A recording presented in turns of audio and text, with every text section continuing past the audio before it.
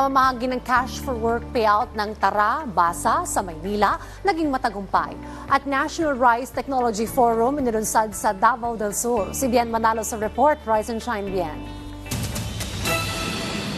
Naging matagumpay ang pamamahagi ng cash for work payout ng Tara, Basa sa lungsod ng Maynila. Mahigit 200 individual ang nakatanggap ng kanilang 8-day temporary work compensation sa pamantasan ng lungsod ng Maynila. Tuloy-tuloy naman ang pagbibigay ng payout sa iba't ibang universidad at kolehiyo sa Metro Manila.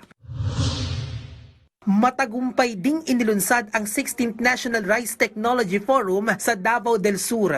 Ibinida rito ang 24 na hybrid rice varieties at smart technologies para sa mga magsasaka at consumer. Tinalakay din ang mga plano at programa tulad ng digital agriculture. Bien Manalo para sa Morning Show ng Bayan, Rise and Shine, Pilipinas.